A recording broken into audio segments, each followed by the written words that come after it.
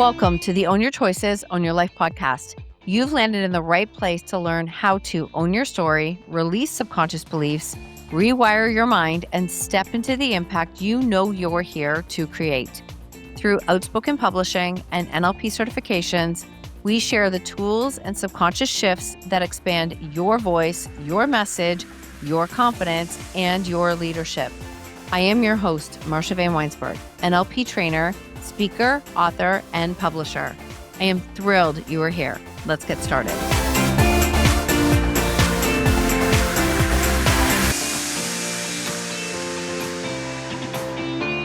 Welcome back to the show. I am actually a little bit nervous about recording this one, which is weird, but I went down a deep dive. It stirred up a lot of emotions. It's going to lead me into an episode talking about expansion that is coming up and sharing a little bit about the body journey, the back journey that my body has literally been going on.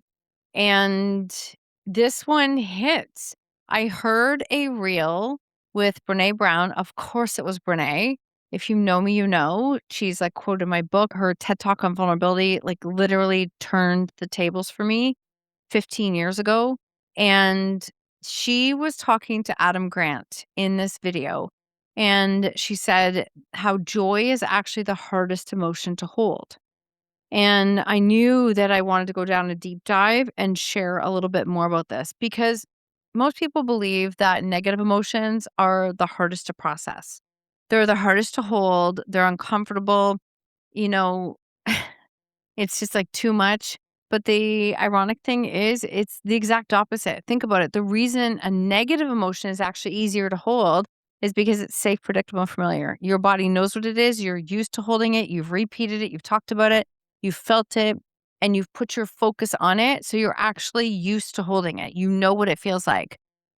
Joy is like the opposite. And joy requires us to be super present, like present in the moment. It requires trust. It requires us to receive a message in this time.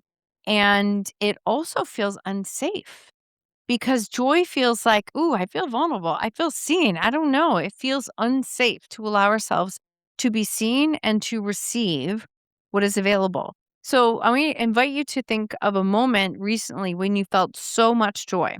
Like you were so present. It was actually making you emotional. It was something you were watching. It can be a family member, time by yourself. It could be your dog. It could be a friend, but a moment that stirred up a lot of emotions. And I want you to ask yourself, what did you feel next?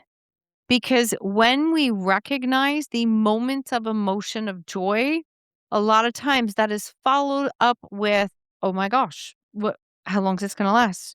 What happens with this, like the fear of disappointment, this, like, with the shoe's going to drop. What happens if they reject me? What happens if I fail? Like we go into a spiral when joy arrives because our nervous system is uncomfortable with holding it because it almost feels like it can't be this good and something has to crash afterwards. There's no way this can happen. It's wild.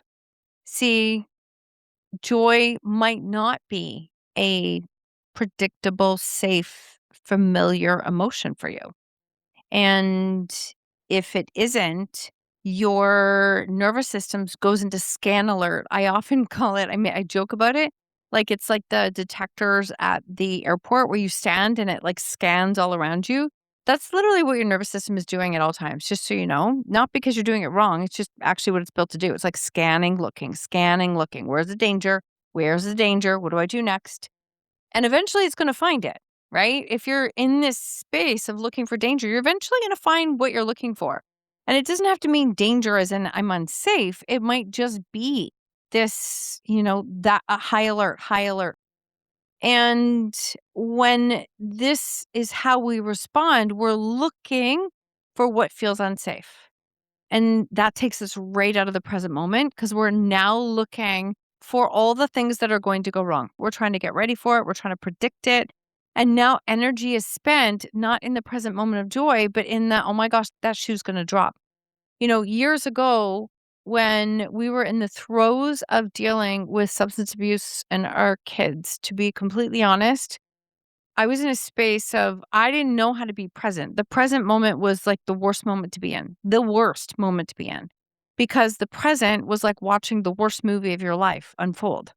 So instead, it was easier to play in the what should we have done differently and when's the shoe going to drop, right? Maybe this is, you haven't walked in my story, but you can relate to this. If you've had a really difficult situation, you play with the like, when did I do this wrong? What should I have done differently? And what happens when the shoe's going to drop? And you play this ping pong game back and forth. So the one thing that Brené shared that was so powerful is the fact that, like, say, for example, when people are in recovery and they have sponsors, they have people who support them. There are people that I know and have interviewed who live in sober living houses. They have been in this situation. And when they are at their low points, they're typically surrounded by people who are like, let me support you, let me hold you, let me like be there for you, which is a beautiful thing. But according to Brené Brown in the research, which was wild to witness, is the fact that when things go well for somebody who is in recovery, whether they have a relationship, there's a new job, a promotion, a something good happens in the family, an engagement, I think she says as an example. People just sit back and go, okay, good. It's gonna like this is good for them. This is working out. And in that time, what happens is that emotion of joy for someone who has spent most of their life struggling feels really scary. It feels like, oh, I don't think that's like abort. That's not good. And so that's actually when they should be surrounded by their support systems because the relapse rates are often incredibly high when life gets good. And I really had to stop and think about this. And this one hits home for me because I'm still trying to find ways to share it more, but we still walk this journey. I would love to tell you this journey is over for us.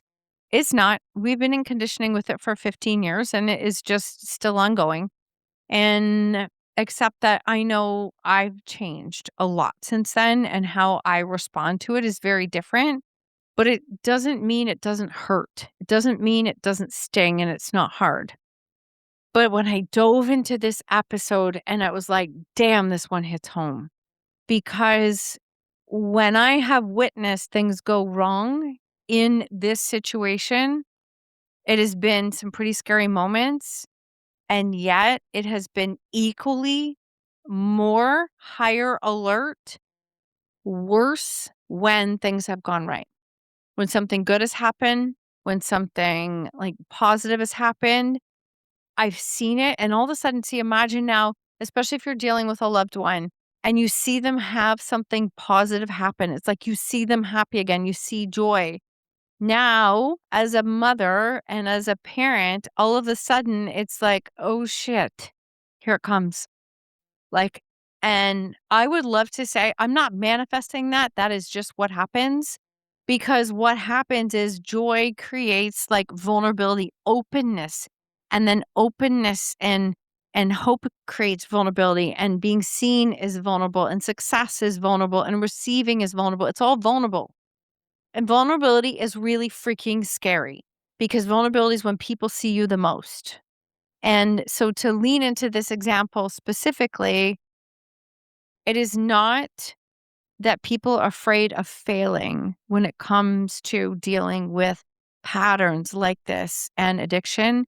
It's that they're afraid to lose the joy that they have finally found. And the reason that they're afraid to lose the joy that they have finally found, I realize this is a generalization. I'm speaking from my own experience. The reason that they are afraid of losing the joy that they finally found is because they have to believe that they are worthy of receiving the joy. They have to believe that they are worthy of receiving, holding, trusting, like being in the joy when it's there. And that's a tough one if your self-worth hasn't changed. Back to, we talk about when you're doing something big and you're going after something big, then, speak into what you're creating and what you're doing. Can you speak life into it? And how can you hold that version of it? Well, it's the same thing here. If a person hasn't changed internally their self-worth, you can receive everything you've ever asked for. That's why so many lottery winners go broke so quickly because they haven't changed an internal thing at all. Every freaking thing you want in this world is an internal game. Maybe I should do an episode on that. I wish I could say that like loud and proud enough. Every single internal thing you do, every single thing you are creating is an internal job first. It's an internal job first. Training yourself to hold, trust, stay present in your body and worthy of receiving what you are receiving, whether that is joy. But if you feel like the second joy comes in, you have this contraction of like, holy shit, when's the shoe going to drop? And it's so interesting because years ago, when people would say to me, well, they're doing really well. And I'm like, yep. And it got to the point where it was like, okay, well, what happens if the shoe drops? And honestly, used to say this, if the shoe drops, I'll stop and pick that one up. I am done planning for the shoe to drop. Could you do that in your life? Could you be done planning for all the shit to go wrong? Could you be done doing that? Because the more you plan for it, the more you focus on it, the more you see it. I have faith that if the shoe drops for me, for us, I'm going to be able to stop and pick it up. And I'm going to make the best that I can with that shoe that's dropped. Because has the shoe dropped for me multiple times? Sure has. And I figured it out. I'm resourceful. That's literally something I say to myself all the time. I am resourceful. I figure shit out all the time. I can do it. And so as I tie this one back in, joy is not a mindset issue. Okay. It's not a mindset issue. It's like a nervous system capacity issue. Can you allow yourself to hold it? Can you allow yourself to hold it, to be in it, to receive it, to appreciate it, to be present with it long enough, and to know that you deserve it because you need your self-worth game to increase to believe that you deserve to hold joy because you do.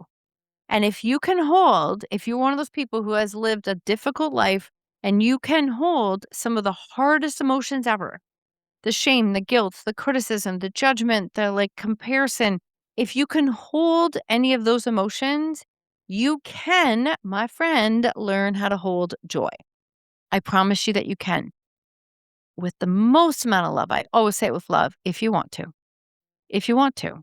You have to decide that you want a different story to buy into. And if you don't, that is a choice. You can choose a different story at any point in time. I continue to do so. It is possible. And I'm always reminding myself of that. So if joy is one of the hardest emotions to hold, maybe that's because it honestly could be one of the most beautiful ones. And I've been training myself to go seek it out every damn day. Where is it? Where is it? And it could be cuddling with my dog, letting her play beside me, taking a break outside, going for a long walk, time in nature, calling a girlfriend. I don't care, but I go seek joy out because I'm training my system, my nervous system, my subconscious mind, that it is safe to be in joy. My business will not crumble if I take a moment to be in joy. In fact, it always seems to prove that it enhances it. The more I sit in joy, the more things happen in a way that I'm like, wow, that's interesting. So I'm sending you so much love. I would love to know how this one hits because it's a big one.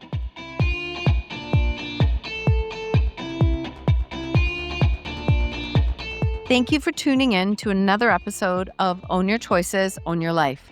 I invite you to tag me on social media with your takeaways or share it with a friend. If you feel called, please leave a 5-star review and I would be forever grateful.